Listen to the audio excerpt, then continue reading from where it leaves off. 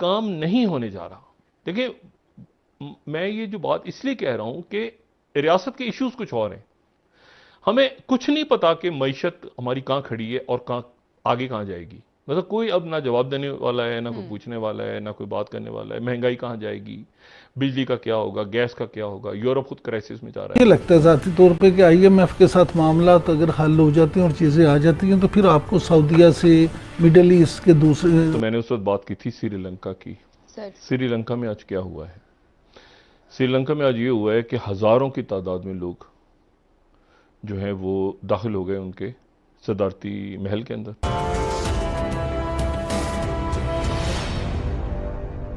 जो खुशी की बात नहीं है मेरे लिए ज़ाती तौर पे। कर्ज ही है ना।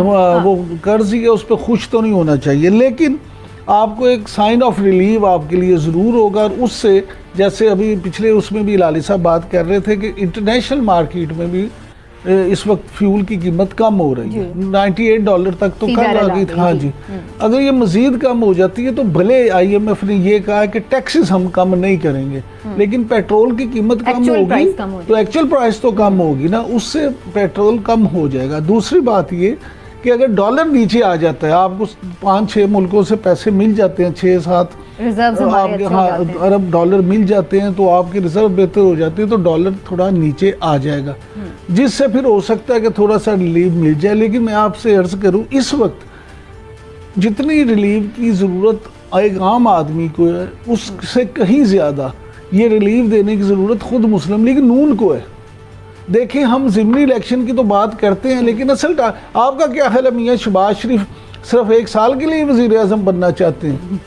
हाँ, अल्टीमेटली तो जाना ही है ना इलेक्शन में। देखिए, इस दफा साल जाएं, अगले साल जाएं। अगर साल के बाद भी इलेक्शन हो, मान लीजिए, परफॉर्मेंस तो फिर भी परफॉर्मेंस पे ही होगा ना।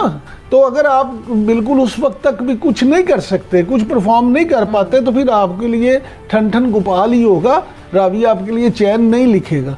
इसलिए मैं ये समझता हूँ कि इस हुकूमत को अगर कुछ भी मार्जिन मिला तो ये ज़रूर कोई ऐसा काम करेंगे जिससे आम आदमी को कोई रिलीफ मिले। वैसे तो ये भी एक क्वेश्चन है कि क्या वाकई वो परफॉर्मेंस बेस ही होगा या नहीं, लेकिन इस पर हम बाद में बात करेंगे। लेकिन मैं पहले इस पर ज़रूर बात कर लूँ भट्टी साहब से। भट्टी साहब, आपका क्या पॉइंट ऑफ व्यू है?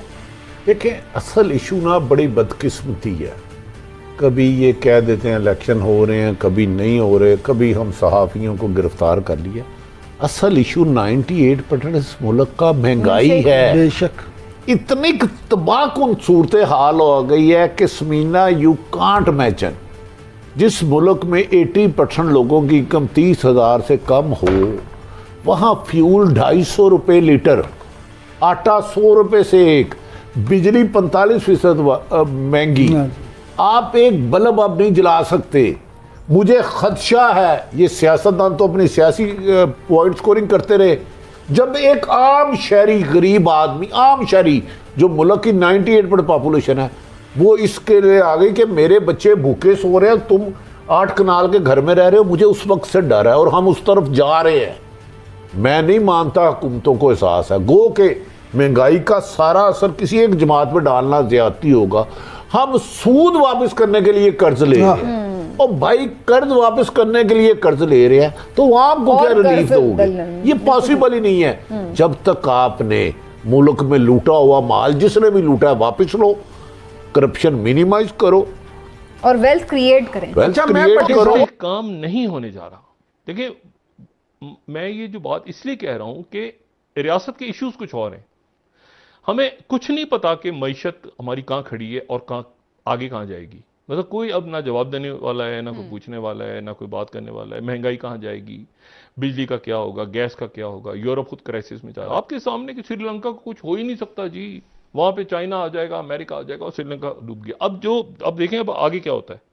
ठीक है, वहां पे श्रीलंका में आगे क्या होता है, ये सवाल है ना।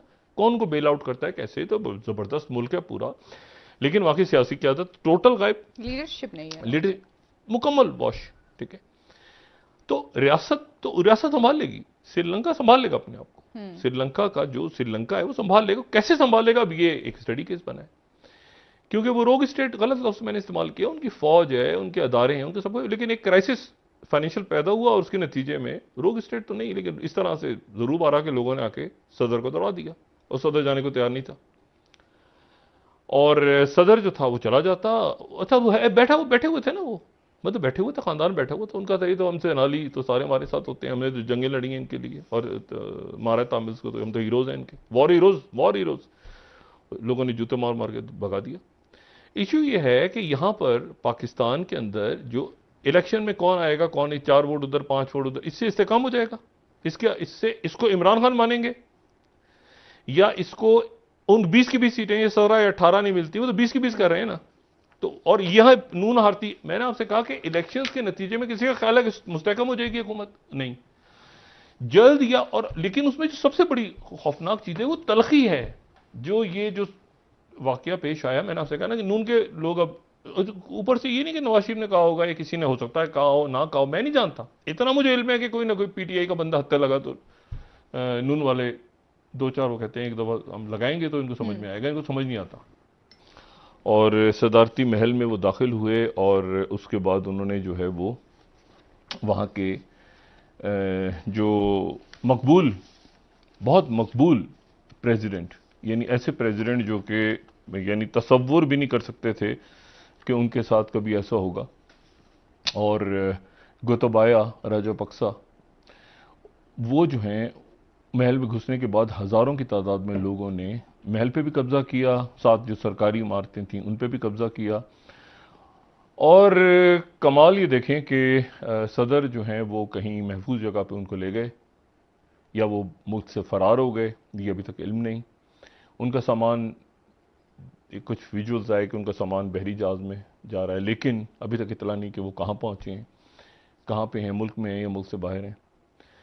लेकिन उन्होंने इस्तीफ़ा नहीं दिया, अभी तक उन्होंने इस्तीफ़ा नहीं दिया। उनके महल पे कब्ज़ा हो गया, सब कुछ हो गया, लेकिन उन्होंने इस्तीफ़ा नहीं दिया। कोई तसव्वुर भी नहीं कर सकते। ये महल के अंदर आप देखें लोग वहाँ पर, ये गाड़ियाँ इनके ख़ानदान की गाड़ियाँ, और कोई तसव्वुर नहीं कर सकता था कि ये जो 2 भाई हैं राजापक्सास, ये इनके साथ ऐसी सूरत हाल बनेगी, क्योंकि दोनों जो हैं, देखिए श्रीलंका का मैं आपको थोड़ा सा ये बताऊं कि सिन्हा बाहू एक वहाँ के कई सदियों पहले वहाँ के एक बादशाह थे, एक सल्तनत थी, और वो सल्तनत जो थी वो, अब उसके बारे में बड़ा डिस्प्यूटेड है कि वो सल्तनत इंडिया के कुछ इलाकों में थी, मलेशिया में थी, थाईलैंड में थी, without going in details, powers और अपनी एक इंडिपेंडेंट पोजीशन भी कायम रख पाता है। तो ये गुर हमें अभी तक नहीं सीखा, ना हमारे लीडर्स ने सीखा है। जब वो स्टेटमेंट्स देते हैं तो they end up upsetting one country और अनदर, या तो अपने जो हमारे क्लोज स्ट्रेटेजिक एलाइज है उसमें किसी न किसी को अपने during their foreign policy statements को किसी न किसी को नाराज कर देते हैं। फिर होता ही है कि फिर किसी न किसी को जाके उन्हें रजा करना होता है। तो ये चीज बड़ी अनफॉर्चुनेट है कि हम अभी तक उस फॉरेन पॉलिसी या फॉरेन अफेयर्स की उस मैच्योरिटी या उसकी गहराई को हम वो नहीं पहुंच पाए कि हम एक बैलेंस अप्रोच रख पाए। और मेरे ख्याल से ये एक बड़ा हमारे लिए इस वक्त, this is a very historic moment, जब आपको पता है कि यूएस